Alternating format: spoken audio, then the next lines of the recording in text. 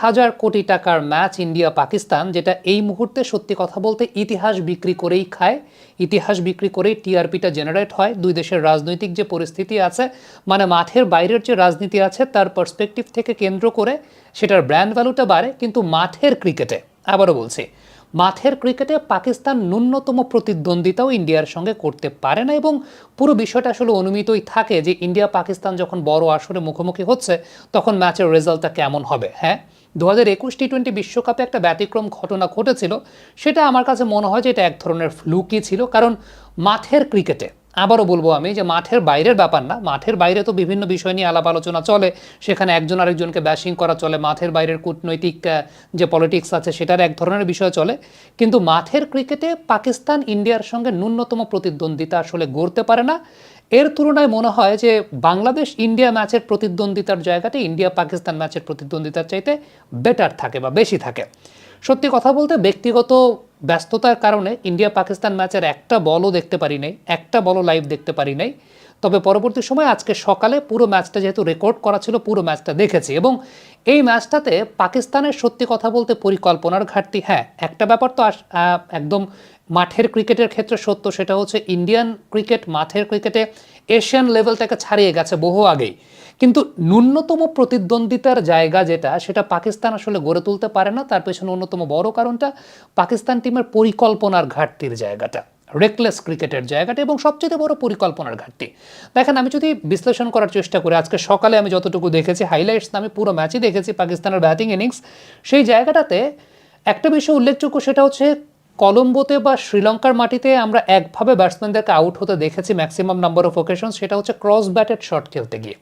Cross batted shot খেলতে গিয়ে back of the লেন্থের বলগুলোতে ক্রস ব্যাটেড শট খেলতে গিয়ে আমরা ম্যাক্সিমাম ব্যাটসম্যানদেরকে আউট হতে দেখেছি। তার মানে অ্যানালাইসিস যেটা বলে যে আপনি যখন শ্রীলঙ্কাতে ব্যাটিং করছেন, আপনি এই ধরনের ক্রস ব্যাটেড শট খেলা থেকে পরিহার রাখবেন নিজেকে, বা সতর্ক থাকবেন, বা অপোনেন্ট আপনাকে নিয়ে ট্র্যাপ করবে।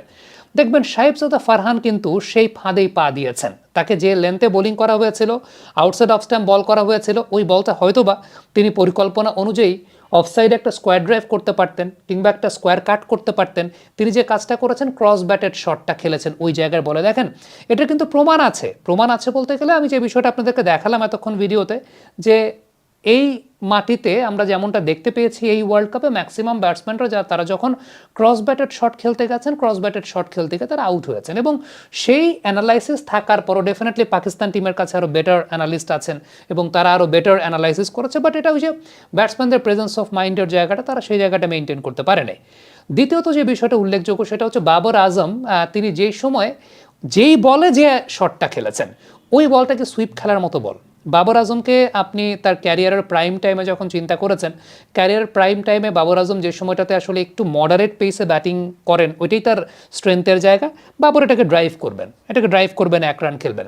বাট ওই যে একটা বিষয়, যে বাবর আজমের মাথায় একটা বিষয় ঢোকানো, যে তাকে অ্যাটাকিং ক্রিকেট খেলতে হবে। এখন যেই ব্যাটসম্যান অ্যাটাকিং ক্রিকেট নেচারের না, বা যার স্ট্রেংথের জায়গাটা ওইরকম না, তার ক্যারিয়ারের এই স্টেজে এসে তিনি সেটা আসলে করতে পারবেন না। আমি তো খুব অবাক হয়েছি এই জায়গাটাতে। ফকর জামান পাকিস্তানের এই টিমটাতে 4-এ ব্যাটিং করেন না, 4-এ ব্যাটিং করেন বাবর আজম। এবং টি-20 ক্রিকেটে বাবর আজম কেন পাকিস্তানের হয়ে 4 নম্বরে ব্যাটিং করবেন, বা টি-20 ক্রিকেটে বাবর আজম কেনই বা স্কোয়াডে থাকবেন, সেটারও একটা চিন্তাভাবনার জায়গা হওয়া উচিত ছিল বলে আমার কাছে মনে হয়। তো ন্যূনতম প্রতিদ্বন্দ্বিতার জায়গাটা আসলে নেই। মোহাম্মদ নওয়াজ যে বলতে আউট হয়েছেন, আমার কাছে মনে হয় যে মোহাম্মদ নওয়াজের আউট হওয়া বলটা একটা স্লো ফুলটাস বল ছিল, ওইভাবে ক্যাচ তুলে দিয়ে আসা, সব কিছু মিলিয়ে পাকিস্তানের ব্যাটিংয়ের স্কিলের জায়গা। আবারও বলবো যে ইন্ডিয়ান ক্রিকেট তো মাঠের ক্রিকেটে এশিয়ান লেভেল থেকে বহু আগেই ছাড়িয়ে গেছে, এই ব্যাপারে তো কোনো সন্দেহের জায়গা নাই।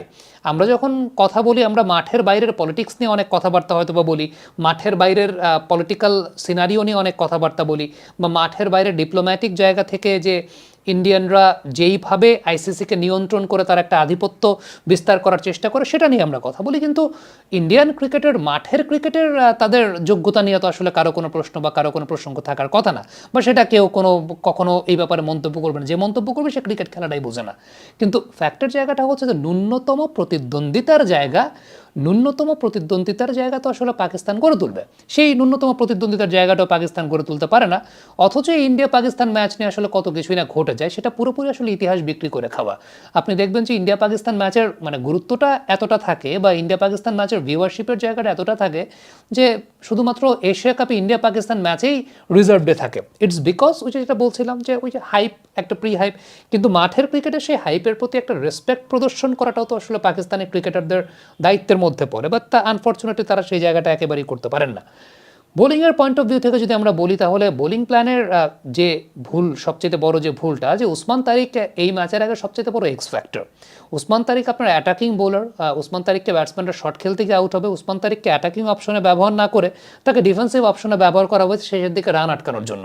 তাকে বোলিংয়ে আনা হয়েছে 10 নম্বর ওভারের পরে। মানে এই জায়গাটাই পুরোপুরি প্ল্যানিংয়ের একটা অনেক বড় ভুলের জায়গা ছিল। 10 নম্বর ওভারের পরে আনা হয়েছে, এই 10 নম্বর ওভারে ঈশান কিষান মোটামুটি ম্যাচ বেরি করে দিয়েছেন।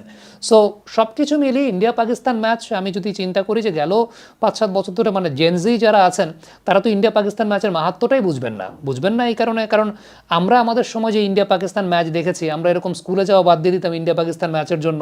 2004-এর সিরিজটা তো মানে একদম পুরো চোখে জলজল করে ভাসে। 2004-এর যে সিরিজটা, মানে তখন যে প্রতিদ্বন্দ্বিতার জায়গা ছিল, সেই প্রতিদ্বন্দ্বিতার জায়গাটা তো আসলে India Pakistan match subcontinental cricket কালচারটাকেই বিল্ড আপ করেছে ইন্ডিয়া পাকিস্তান ম্যাচ।